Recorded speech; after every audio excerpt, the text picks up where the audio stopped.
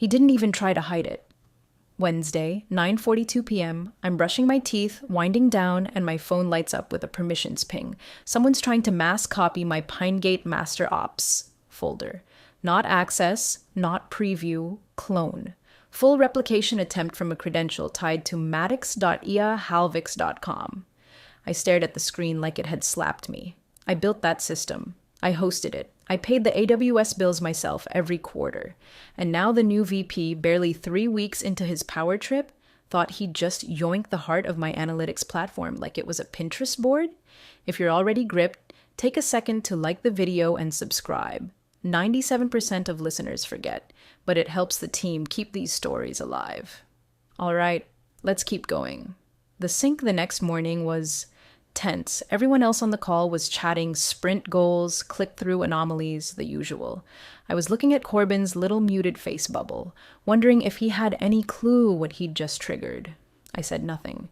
I just let the update roll, let the team make their decisions off dashboards they didn't even know were hosted under my LLC's jurisdiction. See?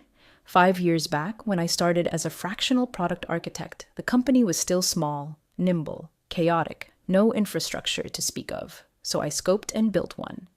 Pinagate Analytics LLC was born out of necessity, a clean legal wrapper for the platform I developed in my off hours, one that would shield both sides from IP ambiguity. It was smart then. It's a fortress now. Buried deep in the original contract, page 34 of the MSA was a line most people never read. Vendor retains full control and administrative custody of hosted operational infrastructure unless revoked by board resolution. You don't get that kind of clause approved anymore. But back then, I was the only one building anything that actually worked. Corbin never asked, never consulted, just saw a shared drive with deliverables and assumed it was company property. Rookie move. That copy attempt triggered my tripwire script, flagged the session ID, and snapshot archived the entire directory, every permission, every log, every failed attempt at exfiltration. I didn't get mad. I got documentation. After the sync, I sent him a simple email. No drama, no accusations, just, "Hey, noticed an unusual access attempt from your office. For your awareness, the Pinegate environment is hosted under separate contract terms. Let me know if you'd like me to loop in legal to clarify infrastructure boundaries." Silence. Not even a got it or a thumbs up. Just nothing. That was the first red flag. The second came 3 hours later when a junior dev pinged me asking why their Monday analytics loadout hadn't refreshed. I checked. Looked like someone had tried and failed to manually overwrite the dependency link from their local drive. It broke the reference chain. The third flag? An invoice bounce back. My automated billing system rejected the payment contact on file. Corbin had tried to consolidate vendors and deleted my invoice route. That's when I knew he wasn't just poking around. He was planning to gut the whole thing, take over the infrastructure, and probably in his head save the company money while streamlining operations. He had no idea what he was stepping into. He sent that email like he was ordering takeout. No subject line, no greeting, just a demand dressed up like a directive. Send me the password to the shared drive and clean out your desk. You're done here. I read it 3 times, blinked, and then read it again. For a second, I thought it had to be a mistake. Or maybe a phishing attempt. Who the hell fires someone over a folder? And through email? But no. It was from his corporate address, time-stamped 8:17 a.m., just minutes after our weekly metrics rolled out. Metrics he probably thought he could now access directly, if only he could find the right password to crack my drive open like a piñata. No call from HR. No calendar invite. No explanation of cause or contract closure. Just an attempt to steamroll decades of operational nuance with the charm of a car salesman pulling a power move. I took a breath. Then I wrote the calmest email of my life.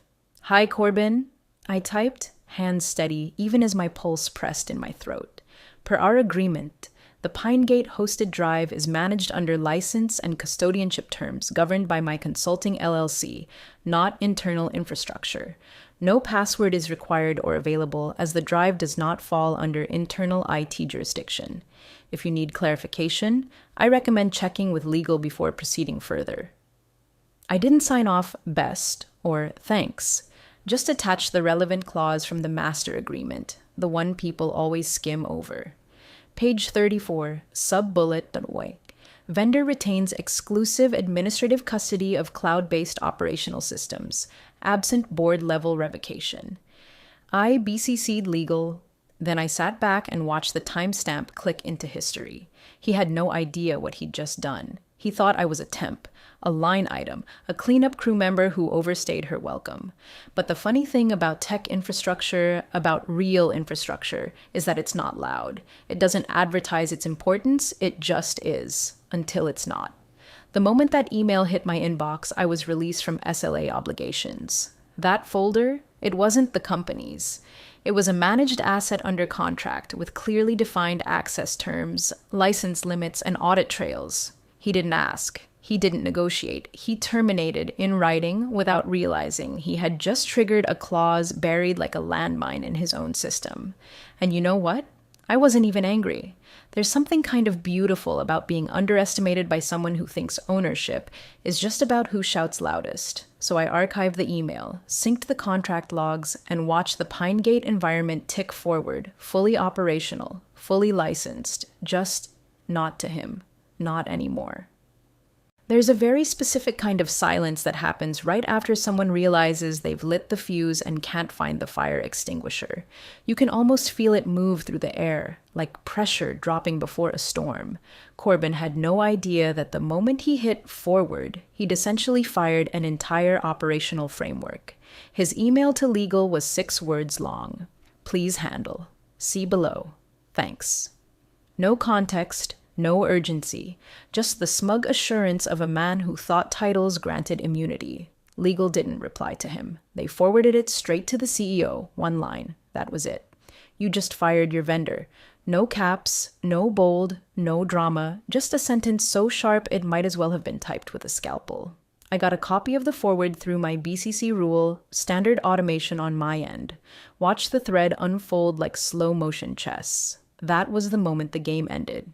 I didn't gloat, didn't even smile. Just leaned back in my chair, clicked export logs, then archived the entire exchange under a folder labeled escrow.trigger11c. Everything after that was mechanical, routine, precise. I closed the shared portal to external collaborators. Synced my audit trail for third-party systems. Watermarked the live environment with my LLC's logo, top right corner, unobtrusive but unmistakable. Every single snapshot from that hour onward bore the quiet seal of ownership. Not the company's, mine. The clause he tripped, buried on page 42 of the support annex, was clear as day. If at any point the contracting party issues an unapproved revocation of custodial rights, the vendor is released from all SLA and support commitments effective immediately. Effective immediately. I didn't have to call anyone, didn't have to justify myself. The contract did the speaking. My obligations evaporated the second Corbin's little tantrum hit send. I closed my laptop, and for the first time in 5 years, I didn't feel tethered to the refresh cycle. Didn't feel responsible for holding their spaghetti code processes together with duct tape and Sunday night stress. It wasn't vengeance. It was math. They broke the chain. I let go of the rope. And somewhere in legal, someone was probably flipping through a printed contract, realizing just how quietly everything had just shifted. Thursday morning looked like business as usual, until it wasn't. They logged in expecting things to hum like always. Morning sync, load the roadmap, review the velocity trends, pull the analytics for the last release. But instead, they were greeted by the digital equivalent of a shrug. Blank tiles, empty queries, graphs that once pulsed with predictive heat maps now reduced to data unavailable. Please contact administrator. Someone tried to reboot the dashboard instance. Someone else reauthorized their tokens. Another person opened a Jira ticket and tagged the internal IT team with missing OKRs plus sprint loadout. IT did what it does, checked the logs, saw the external path calls failing, and pinged me directly. First by Slack, then email, then a text. I read each one silently and did absolutely nothing. Not out of spite, not to prove a point. Just because I didn't have to.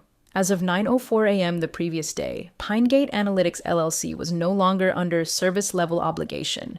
No contract. No SLA, no access guarantee. I wasn't ghosting them. I was abiding by the very paperwork they forgot existed. By noon, panic was setting in. The design team couldn't access historical A/B test data for their rollout pitch. Finance couldn't reconcile last quarter's churn heat maps. Product couldn't trace dependencies on user feedback workflows because the input mapping API ran through a now dark endpoint. One senior manager, bless his oblivious heart, suggested just copying the last dashboard and tweaking it locally. That's when a junior PM dropped a screenshot in the Product Insights channel and asked innocently, "Why does the dashboard now say property of Pinegate Analytics LLC? Is that, like, new branding?" Silence. Then a flurry of eye emojis. Then the screenshot got deleted. But the damage was already done. By Friday afternoon, 4 departments were effectively flying blind. No models, no logs, no access to their own scaffolding, because their scaffolding wasn't theirs to begin with. They just never stopped to ask who was holding it up. And me? I went hiking.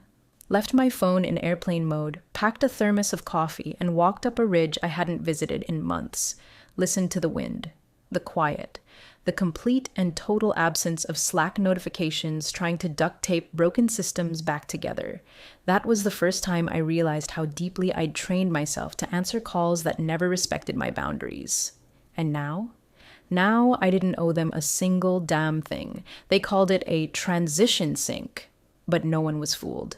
The calendar invite hit inboxes at 7:52 a.m., marked urgent in all caps, issued from the VP's office, no agenda attached, just a block of time and a Zoom link with too many executives in the participant list. I joined anonymously. Viewer only, no camera, no name.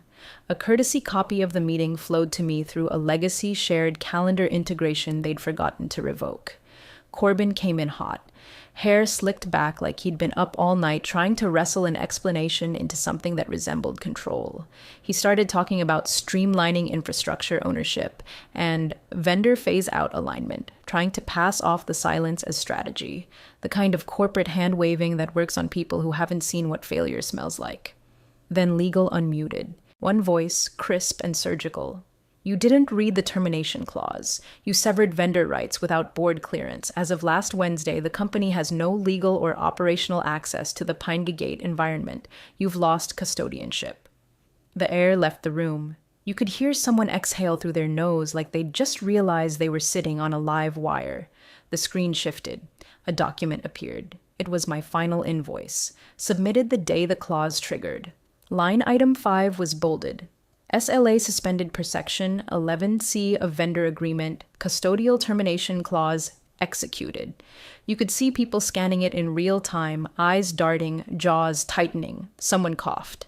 Someone else muted. Corbin blinked like he'd been slapped with a wet contract. "This wasn't," he started. Legal cut in again. All folders associated with Pinegate Analytics were protected under escrow terms. Usage logs, edit trails, and attempted extractions have been archived. As of termination, all unauthorized interactions were forwarded for legal review. That part hit harder than I expected, because what they didn't know, what only legal had started to grasp, was that the compliance tracker I'd embedded wasn't just for audit fluff. It was surgical. Every document touched post-termination, every attempt to clone a file, download a sheet, reroute a dependency. It all got logged and bundled into a neat daily digest, automatically, encrypted, sent to legal. Someone on the call finally asked what everyone else was thinking. "Can we fix this?" Legal didn't answer, but the silence said it all. Corbin looked smaller in that moment, not just embarrassed, reduced.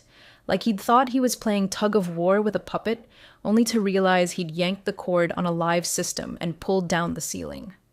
And me? I sat in my kitchen, wrapped in a flannel, sipping coffee that had been brewed long before that meeting started. No rage, no smugness, just stillness. Because when you're right, contractually right, there's nothing left to argue. By noon, the platform flatlined. No preamble, no countdown, just gone. Pinegate Analytics servers, previously humming along like quiet sentinels behind every product decision, every forecast report, every executive KPI dashboard, shut their doors to all but internal IP addresses. External sessions were dropped. Token refreshes failed. Any attempt to reestablish access hit a bloodless banner. Access suspended. Consult vendor. It thought it was a bug. Product thought it was maintenance. Corbin thought he still had leverage. He did not. I was 2 states away, walking out of a pottery studio with my phone on silent when the text barrage started. 6 missed calls. 3 voicemails from numbers I didn't recognize. A calendar invite titled Restoration Plan Discussion. Urgent. All unanswered. Corbin, I later heard, stormed down the hallway like a man on fire, straight into Legal's glass-walled corner of the building. Everyone could hear him. I want her reinstated, he snapped. Today, this whole thing is a disaster. Legal didn't raise their voices. They never had to. You can't, one of them replied. You fired the license holder. Her LLC isn't obligated to reinstate anything, especially not after termination without board review. Corbin stood there, jaw working, like he wanted to fight the air itself. That's when the CFO, silent until that moment, spoke. He didn't yell, didn't mock, just looked over the rim of his glasses and asked, "Did you even know she owned the infrastructure?" Silence. Not the kind that comes from guilt, but the kind that comes from sheer, unfiltered realization. The sound of a man understanding he wasn't the architect. He was the wrecking ball, and the building was still standing. Just not for him. Meanwhile, back on the ground floor, department heads were trying to figure out what the hell consult vendor meant. Marketing was locked out of the entire A/B testing archive. Finance couldn't process their Q4 projections because the entire financial model suite ran through a live Pinegate instance. Someone tried to re-upload the old dashboards from a stale backup and immediately got flagged by the embedded watermarking protocol. Even the design team's file library, years of iterative mock-ups, user notes, localization overlays, dead in the water. Every tool they used pointed back to a cloud system that no longer recognized them. I didn't lift a finger. Didn't need to. Because when you build the thing, really build it, not as an employee, not under blanket IP assumptions, but under contractual custody, then removal isn't personal. It's just a reset to the state of things before they started taking you for granted. And I'll tell you something strange. You can feel it. The exact moment the panic begins, even 2 states away in a sunlit cafe eating a sandwich in absolute peace. I knew. It only took 3 days for the facade to crack completely. Legal went into full triage mode. They ransacked their archive, pulling every version of the original contract, every amendment, every access provision tied to the Pinegate stack. What they found wasn't a loophole. It was a fortress. Every clause, every comma, airtight. My LLC's custodial rights had been baked in, signed off by the then CTO, a man who retired 2 fiscal years ago and now lives somewhere in Montana, raising dogs and ignoring email. The clause Corbin violated wasn't vague. It was explicit. Any attempt to alter vendor custodianship required majority board approval, logged vote, and a 30-day transition plan approved by both parties. Instead, Corbin fired off a 7-word email. That email, it turns out, cost them operational control, breached 3 separate continuity policies, and nullified any claim they had to the live analytics infrastructure. The audit trail proved everything, down to the minute.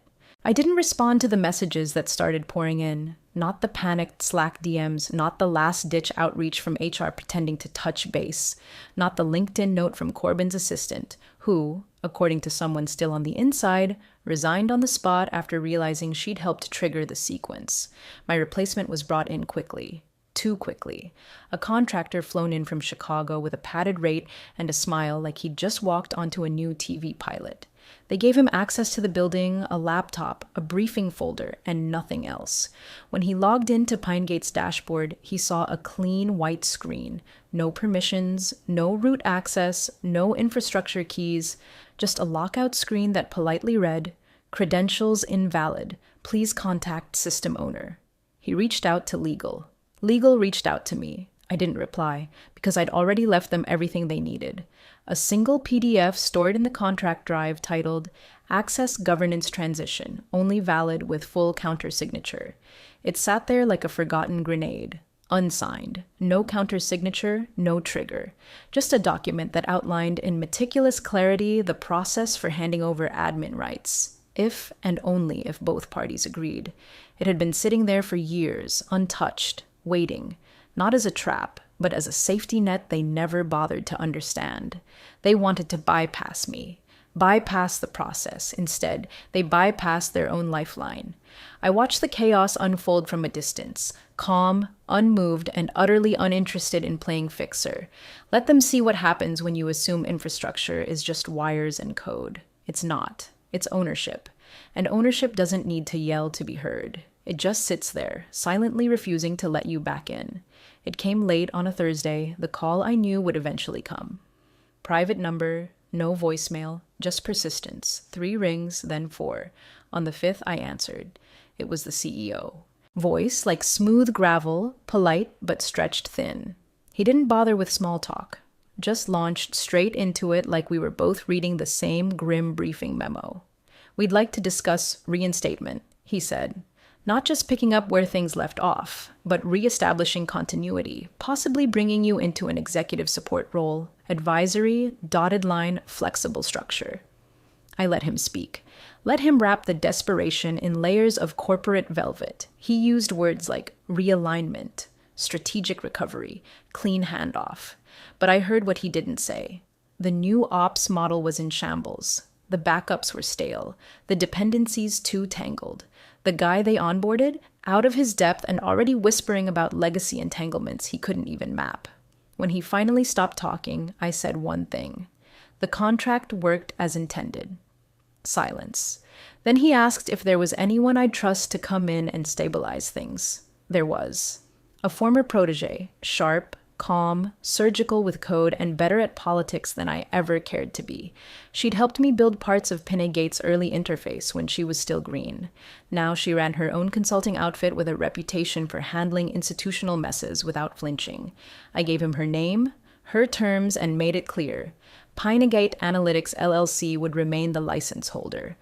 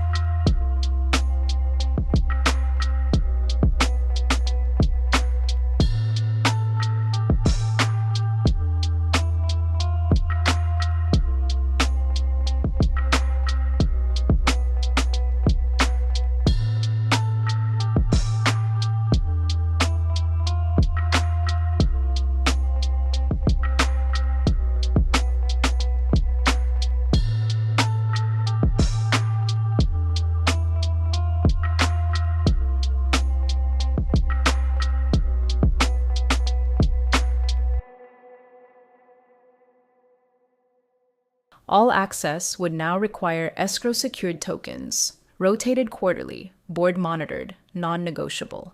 He agreed, didn't even try to argue. The board had already locked down infrastructure changes pending vendor oversight. Corbin's shiny new streamlined ops roadmap was shelved indefinitely. Every system touchpoint now ran through review. I didn't ask about Corbin, didn't care if he was still there or quietly moved to special projects. His relevance had expired the second he confused control with authority. After the call ended, I didn't feel triumphant. There was no music swelling, no cinematic moment of glory. Just a steady sense of alignment, of a boundary reinforced, not out of revenge, but out of clarity. I had built something that stood. Not because they liked me, not because they needed me, but because it worked. And now they had to earn their way back in, one escrow token at a time. Weeks passed. Quiet ones. No more panicked pings, no legal escalations, no awkward emails pretending like nothing had happened. Just the hum of systems stabilizing under new rules, my rules. The platform came back online slowly, piece by piece, escrow tokens activated, access logs rebuilt from scratch, infrastructure keys handed out like sacred scrolls, verified, double-signed, locked behind quarterly resets. No more convenience logins, no more shadow copies. Every department now had to request access like it was a privilege, not a right. And in the bottom corner of every dashboard, just beneath the login fields, sat the new disclaimer. Infrastructure and Data Custodianship by Pinegate Analytics LLC, licensed through 2026. No internal override permitted without board ratification. Simple, quiet, permanent. I hadn't written it to gloat. I wrote it to remind. At an industry panel not long after, the CEO took the stage for a session on operational risk and continuity. I wasn't invited. Didn't want to be. But I watched the stream, live, muted, as he shifted in his chair and used words like lesson learned and strategic overreach. Then he paused and gave the room a line I hadn't expected. This wasn't about sabotage, he said. It was a lesson in respecting vendor boundaries. Some systems aren't broken. They're just built by someone who remembers what trust used to mean. He didn't say my name. Didn't need to. Back in my home office, the morning light poured in through the blinds. My coffee had gone lukewarm. The stream rolled on. No smile crossed my face, no victory dance, just stillness. The kind of stillness that comes when you've said everything you needed to through design, discipline, and dotted lines. When your name doesn't have to be on the screen to shape the outcome. When control isn't about attention, it's about architecture. And that final thought settled in like dust on polished glass. Control isn't loud. It's silent until someone tries to take it.